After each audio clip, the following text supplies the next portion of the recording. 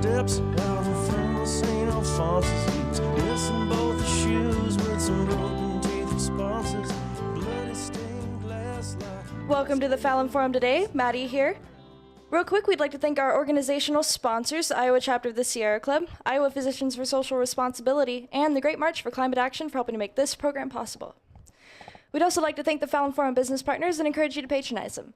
Thanks to Gateway Market and Cafe, located at 20th and Woodland on the edge of downtown in the Sherman Hill neighborhood. Gateway's grocery section showcases many products from local farms and producers. Gateway is also a great place for breakfast, lunch, and supper, and offers a fantastic catering service as well. Thanks also to Hawk Restaurant at East 5th and Walnut in Des Moines East Village. At Hawk, 95% of the food served comes from Iowa farms and Iowa producers. Thanks also to Ritual Cafe at 13th and Locust in downtown Des Moines. Ritual is a great place for coffee, tea, smoothies, a full vegetarian menu, and music on the weekends. And finally, thanks to Diana's Wedding Cakes in Newton, serving the greater Des Moines Metro with customized cakes, cupcakes, cookies, and more. If you're listening on KHOI or KPVL, welcome back for our second segment. I'm joined by Chris John Beck, president of the ISU chapter of the Atheist and Agnostic Society, and today we're talking about billboards. Chris, how are you doing today? I am doing very well. How are you? I am doing good myself. A little cold, though. I'm not liking this weather. Yeah, I wasn't quite ready for it. No. But it's November in Iowa, so you kind of, you know what's coming. Yes. Although, I guess I wasn't expecting the snow. I wasn't either, and like Iowa's done the last couple of years, it seems like we just went right from fall into the middle of winter. There was very little transition period. It was a couple weeks ago we were outside and it was 70 degrees and it was beautiful, and last night the wind chill was in the teens and it was snowing. Yeah. What do you do? Get over it, I guess. Exactly. It's Iowa. So billboards. Tell me about these billboards. Yeah. So just yesterday, some billboards have gone up in central Iowa. Similar billboards have gone up throughout the country, but here in Iowa, there's a couple on the east side and a couple on the west side of the state. Here in central Iowa, there is a billboard over at MLK and Douglas facing east, and it has a simple message. It just says, "Godless, so are we." They were put together by the Central Iowa Coalition on Reason. There is another one just north of Ankeny on Highway 69 facing north, I believe. So, yeah, they have gone up. We'll see if they are controversial or not. I have a feeling they will be. So who's doing it? Who's putting these up? Like I said, it was the Central Iowa Coalition on Reason. It's not the group that I'm affiliated with, which is the Iowa State Atheist and Agnostic Society, so I don't want to claim responsibility for this. They've done a fantastic job. Rory over there, who I'm friends with, and I've at least Facebook friends with, and we are. I've seen him at several conventions and at various things here in Central Iowa. Has done a fantastic job putting all this together, and it can't have been easy. I know they had other sites in mind that, for one reason or another, didn't end up working out. Where there's some interesting backstory there, but. Yeah, so they've put it together. If you want more information about them, you're welcome to talk to the Central Iowa Coalition on Reason. It is at centraliowacor.org. You can look them up there. You could also look us up. We'd be happy to talk about it, or the Iowa Atheists and Freethinkers. All of us would be happy to talk about it. Is there a specific targeted audience for these billboards? Is there a specific purpose? That's a good question. I'd say yes, there is probably a target audience. There's various audiences. As far as, say, membership recruitment, obviously specifically atheist and agnostic or secular humanist, freethinker members of the Central Iowa community who maybe aren't aware that there are groups out there that they can reach out to, that they can be part of, that they can find a community, that they can talk about these things, which are usually very interesting. People who have gone through this and who are atheist and agnostic oftentimes are very interested in having conversations about these issues, and often just aren't aware. Partially our own fault within the atheist and agnostic community. We're trying to do a better job of building that community. So these signs are a very visible way of making it known that we are here. We're present in the community. We're not scary, for the most part. We're not scary. We'd love to have these conversations.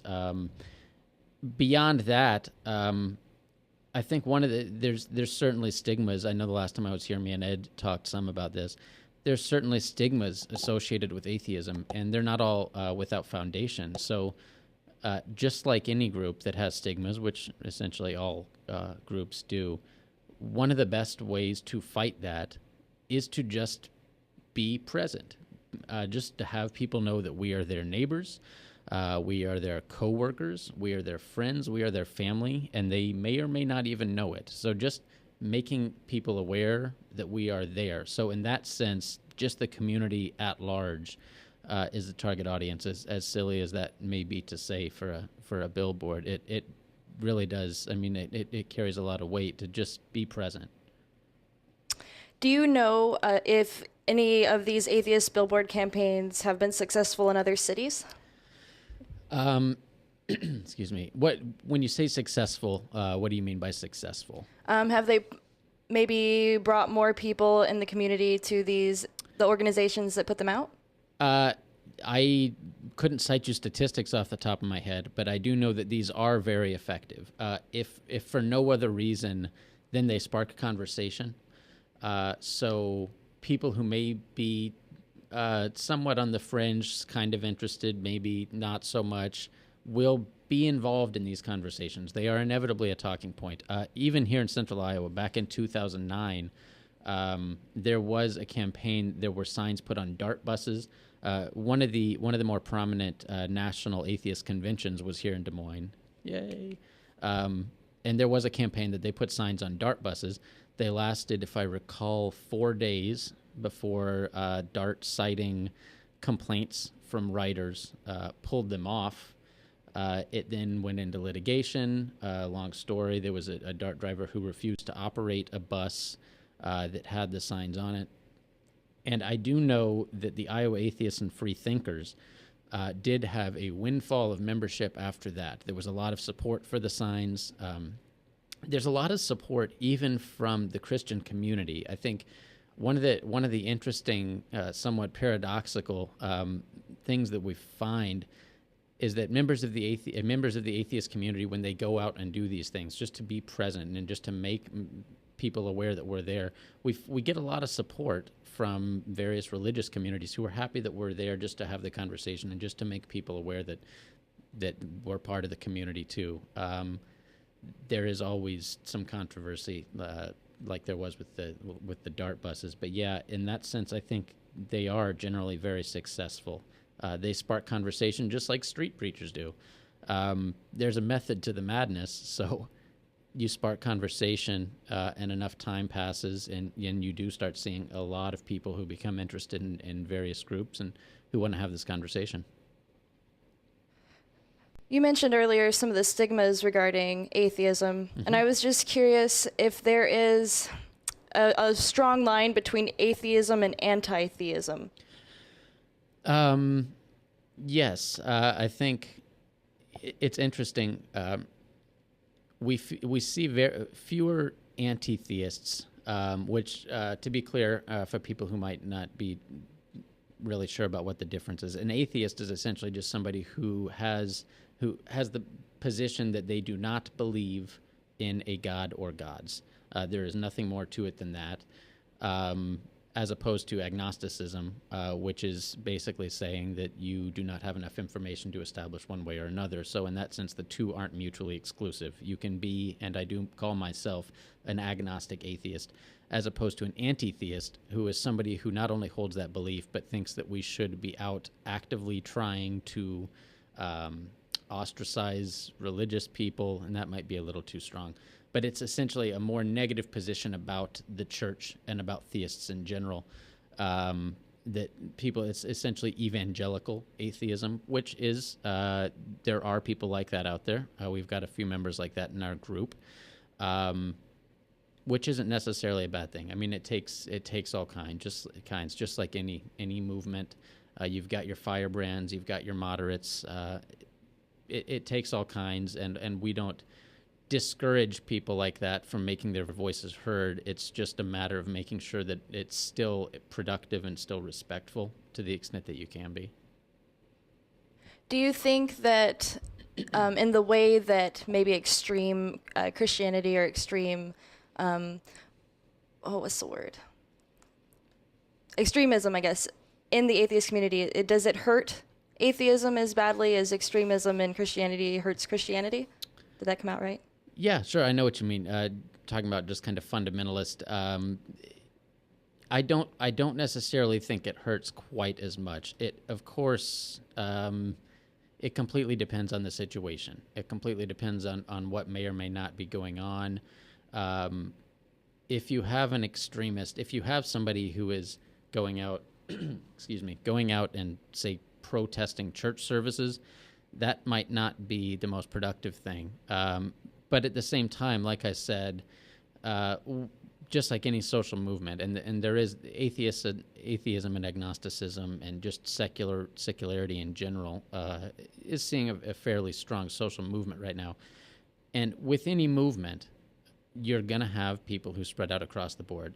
You're going to have people within the atheist community. This is the conversation that we're having constantly, is whether those firebrands, those really extremist, almost bordering on dogmatic atheists, are hurting the movement. And there's of course people who will say yes. There's people who will say no.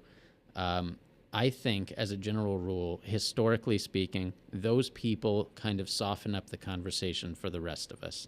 So though what they might be doing might seem crazy, might seem extreme, might be infuriating to some people, even fellow atheists, which I promise you that can be the case, it does make it so that the rest of us who are very moderate and just want to have this conversation find a more welcoming populace to have these conversations. I mean, after you see somebody who's really out there and really extreme, the more moderate voices sound that much more moderate, and you can really get some things done. I think an example, somewhat of what I'm talking about, you can look at the history of the civil rights movement, or you can even look at something like the "Don't Ask, Don't Tell" policy, which at the time that it came out was opposed by many conservatives as being too liberal.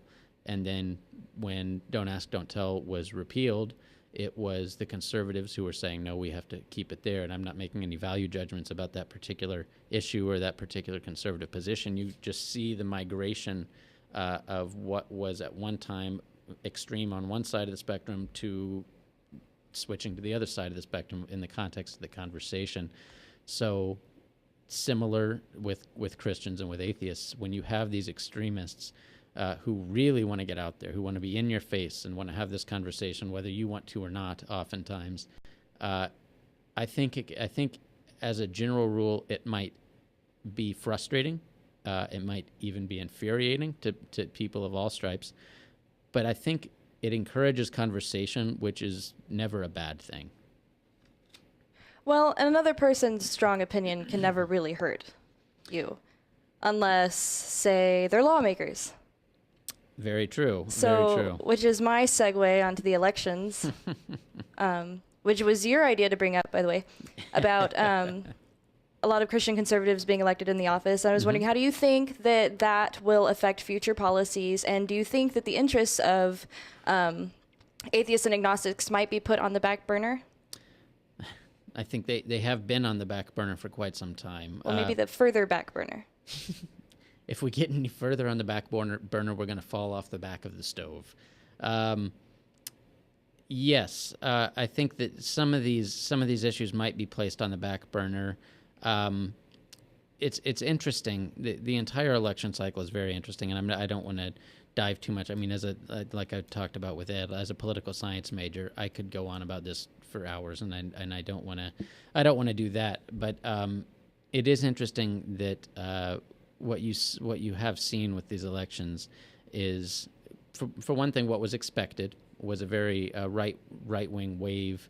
A lot of people swept into office, like here in Iowa with Joni Ernst going into office. At this point, you still cannot get elected if you admit that you are an atheist. So in that context, I don't know how much more on the back burner we can be. That is the one issue that if you come out and say that you are an atheist, you will not be elected. There was a Gallup poll back in 2011 which grouped people who you would be likely to vote for by religion and then by various other aspects of life as well. Atheists ranked at that point below everybody, below including Muslims. In post 9/11 America, we were below Muslims. And then in terms of how we were trusted within society, atheists ranked below murderers and rapists for a while, and some of that has begun to change. Some of that has definitely begun to change. But at this point, based on what we've seen with the election cycles and based on just the ongoing national conversation, yeah, I do have to imagine that a lot of issues, atheist-related issues, might be put on the back burner. But it's hard to say what those in particular really are, because I think we have a wide range of issues that aren't solely related to atheism. If there's a Venn diagram between atheism and many other things, there's very few things that atheists would be on the outside of. So I think it was a little troubling to see the results of the election, but it's nothing that hasn't happened before. It's nothing that wasn't expected. So we'll do what we can, and we'll move forward. How would you like to speak with a caller with opposing views? I would love to. Frank, how are you feeling today? You want to talk with us about this? Sure. Well, I guess I would ask, or I guess I would propose this. Bill Maher started a firestorm here a couple of weeks ago by actually defending Christians against Ben Affleck on his show. And Ben seems to be of the opinion, and I simply would propose to you that Bill Maher is a self-survivalist. He's simply looking out for his own self-interest because it is legal in 7 Arab countries to stone atheists. So Bill Maher certainly wouldn't want Sharia law ushered into the United States, nor do I think would you. Christianity and the fundamentals of the Judeo-Christian belief is what guarantees guys like yourself safety. I don't know of any Christians who want to go out and stone atheists. We want to convert you. A couple things there. One, what you're talking about, the firestorm that was stirred up with Bill Maher when he had Sam Harris and he had, let's see, it was Ben Affleck and there was one that Michael Steele, I believe, was on that episode too. Might have been. Yeah, what they were talking about was, in particular, the political left in this country continuing to not want to specifically demonize the Muslim community for a lot of the things that are going on in Muslim countries. So, it's a strange conversation because, and you saw Reza Aslan had a very interesting response later on.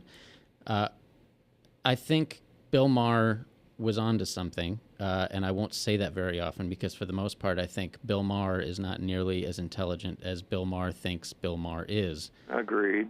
But Sam Harris, I think what you see is that there is an issue with people on the left in this country not being willing to come forward and say that in that particular case, while it doesn't apply to all people, in that context, I agree with Ben Affleck.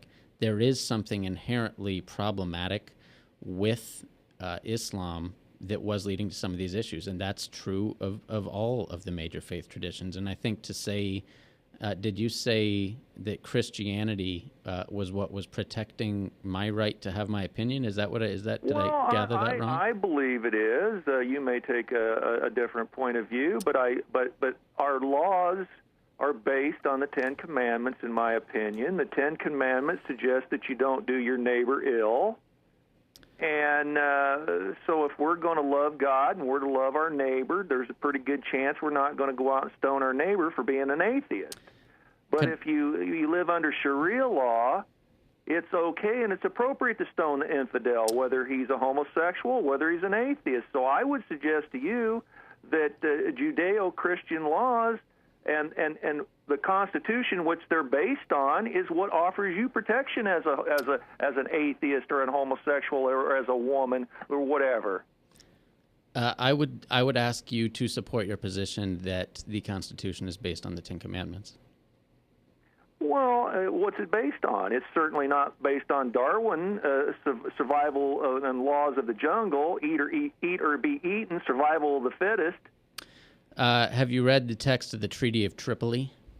I can't say I have. It was signed by John Adams, who obviously is one of the founding fathers, and it said it was a treaty that was meant to end an ongoing war with some of the nations of northern Africa. There was a lot of piracy going on, and we had actually sent people over to fight. That was a first war that America fought with some Muslim countries. And it said specifically in the text, as America is not in any way founded as a Christian nation.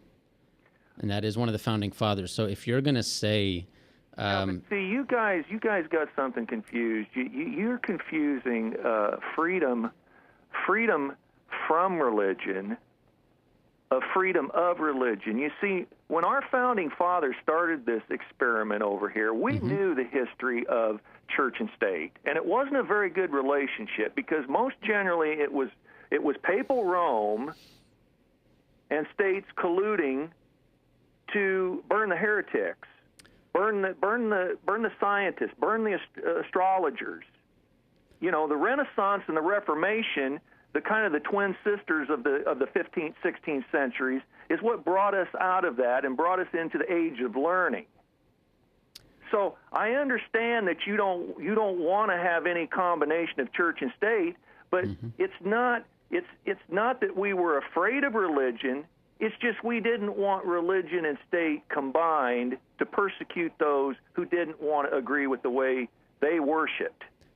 Well, that's a mischaracterization of the historical argument, and I think this is one thing that really gets me, because there's some shreds of truth to what you're saying there, and then I think you're mischaracterizing it. Freedom. When you talk about freedom from religion, that's very different. What you're talking about with the First Amendment is the freedom to practice. And so, I mean, in that context, you're right that it isn't freedom from religion. You're free to practice whatever religion you choose. And then there's the Establishment Clause, which talks about there will never be a state-sponsored religion. So, yes, but at the same time, when you're talking about Sharia law and all these other things, if you were to follow specifically the text of the Bible, those are things that would be incorporated into biblical law. So if you're going to say that the U.S. Constitution is based on Old Testament text, stoning gays and women, you can't throw that out because that's there in the text. And if you've read it, and I'm willing to bet you have, that's there, and I think you understand that too. So how would you reconcile that? Bearing false witness. Where did these ideas of lying in a court of law? Where did these ideas of protecting the elderly? Where did these great concepts come from, if not from the Bible?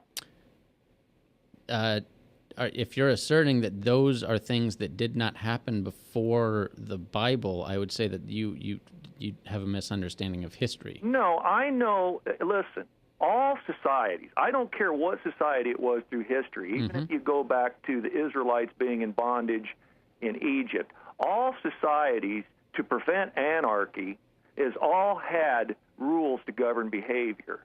The second six of the Ten Commandments, or the Decalogue, wasn't new to the nation of Israel. What was new to the nation of Israel was the first four commandments of keeping the Sabbath, having no other gods before me, etc.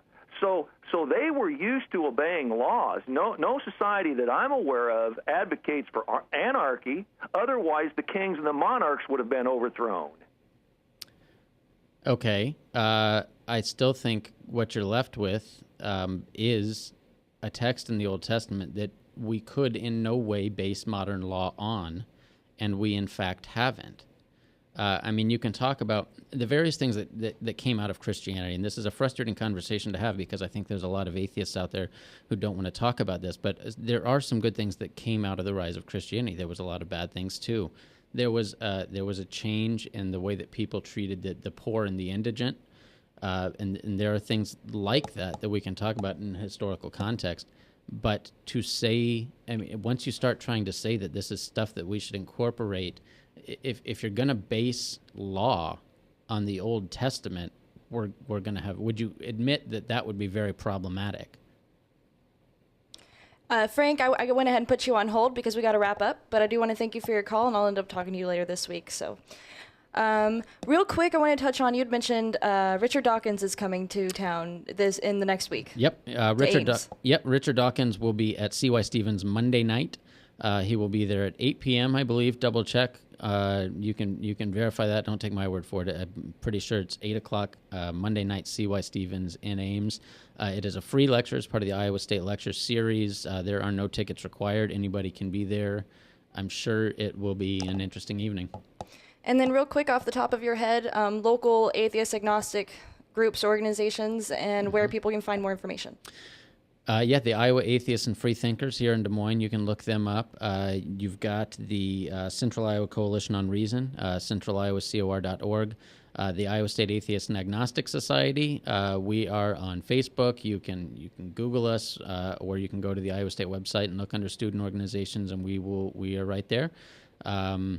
Real quickly, our faculty advisor is Dr. Hector Avalos, who's well known here in the atheist community in Central Iowa. Anybody considering going to Iowa State should definitely look into his biblical studies courses. They are incredibly helpful, and I think everybody would enjoy them.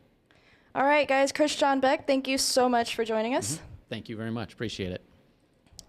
Real quick, we do want to thank our business supporters, including Tally's Restaurant, Bar, and Catering. Located in the heart of Beaverdale, serving lunch and supper daily, breakfast on Sunday, and featuring Des Moines' first ever rooftop dining.